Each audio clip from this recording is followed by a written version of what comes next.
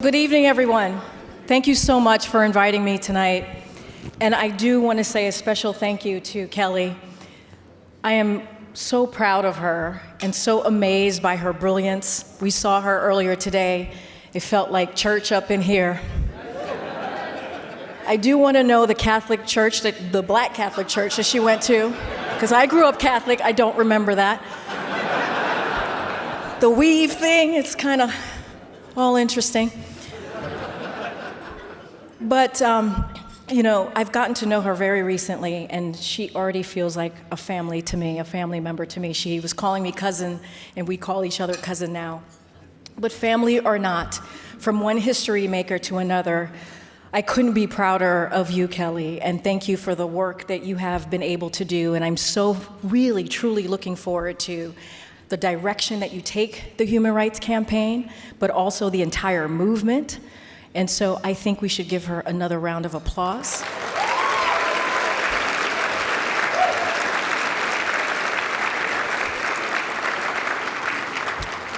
So I stand before you tonight as a proud Black queer immigrant woman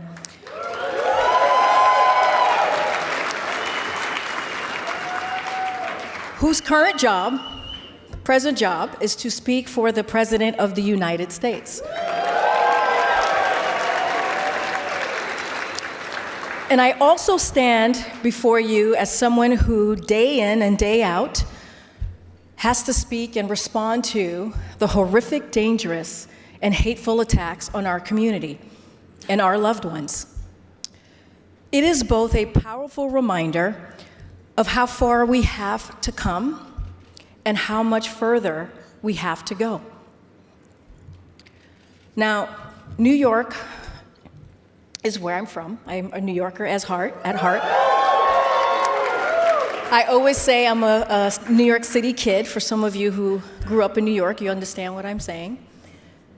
And it's always good to be back home, always. New York was my introduction to America. When I was 5 years old, my parents and I moved to the United States.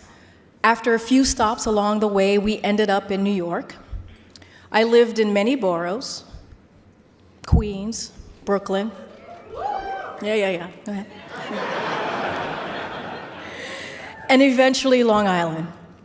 But I tell this story. There's like one person from Long Island. See you, sis. I'll see you. But I tell this story because where we landed was, one of the places that we landed was Queens Village. And that shaped the person I am today. For those who don't know Queens Village, it is an enclave of immigrants from all over.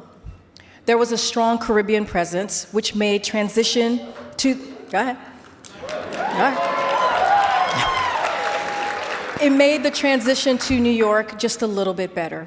I went to both undergrad and graduate school here. My first job was here. My first love was here. My heartbreak was here. You get where I'm going. But every time I return, I sense it, that special feeling that I only ever feel in New York. I'm sure you all know what I'm talking about. New York is a special place. It is just truly, truly special. It's where communities of folks from all different backgrounds live side by side.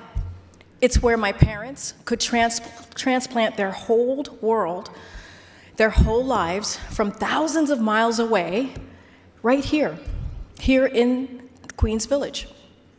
It's where people help each other out. People always joke about New Yorkers, I'm sure you've heard it, New Yorkers' attitude, that stereotype of us being rude, I think it's a myth, not really a reality. But I do want to say that New York, we practice the art of being kind. Sure, we have the ability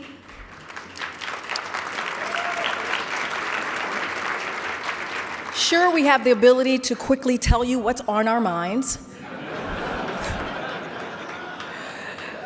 But when someone needs help, we step up. And I do believe that's what being a New Yorker is, that spirit.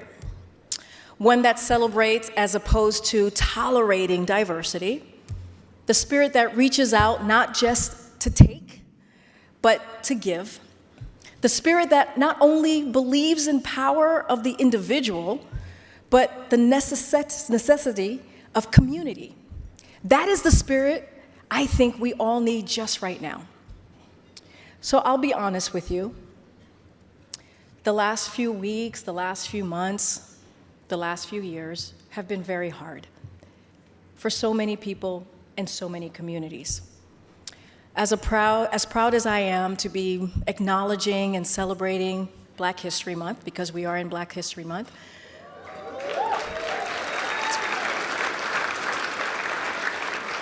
I'm also still processing my devastation from the news just last week about Tyre Nichols and so many others who have lost their lives needlessly. I know that the Black community is not the only community hurting.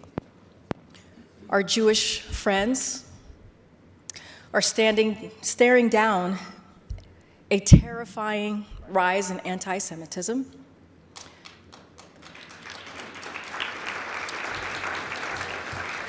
Anti-Asian hate is ongoing. Indigenous communities are still reckoning with an epidemic of missing girls and women in their communities, and murdered women in their communities. So many communities are hurting just right now, including our own, the LGBTQI community.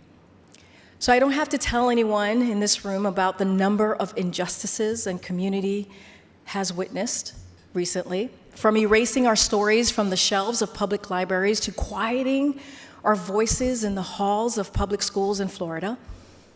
There has been a national, monumental wave of attacks on LGBTQI people. Things that seemed impossible or unlikely 10 years ago seem terrifying today. It feels so real.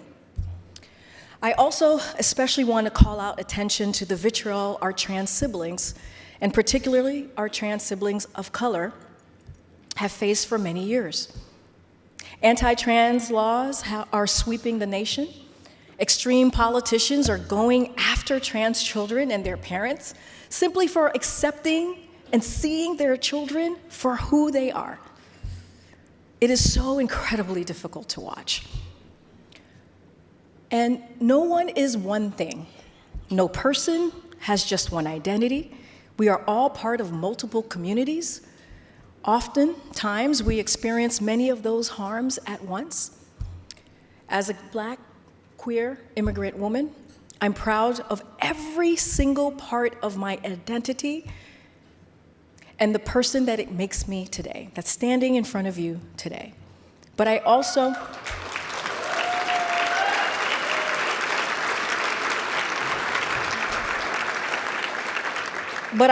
experience the overlapping sadness of many of the communities that I am part of. This moment needs some New York spirit. This movement needs some New York spirit.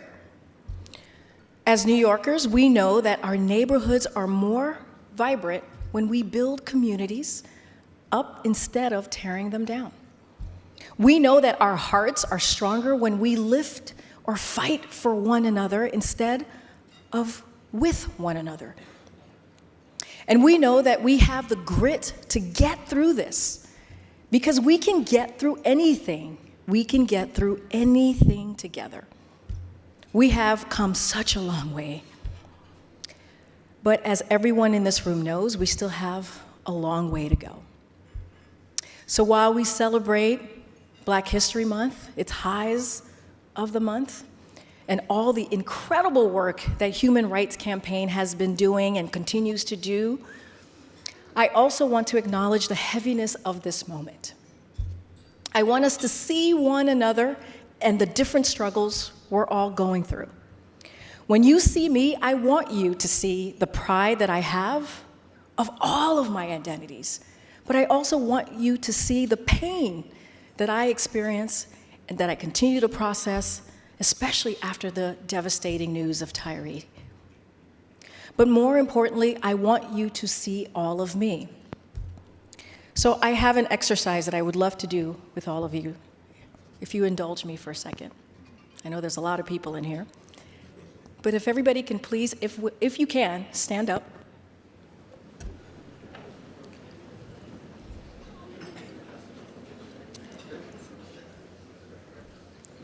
I want you to say out loud, after me, I see all of me. I see all of me. One more time. I see all of me. I see all of me. Now turn to the person next to you, your neighbor. Tell them.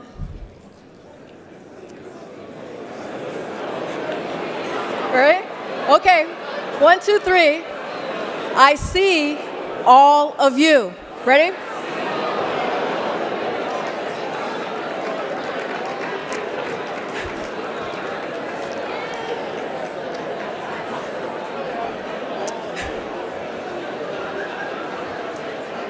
I think I just started something. Okay. Feel free to sit down.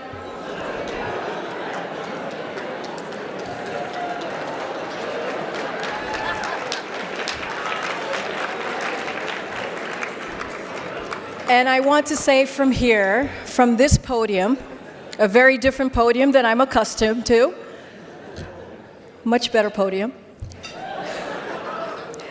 and looking at all of your faces and looking at all of your beautiful, amazing faces from here, I see you. I see all of you. And together, we will march to victory.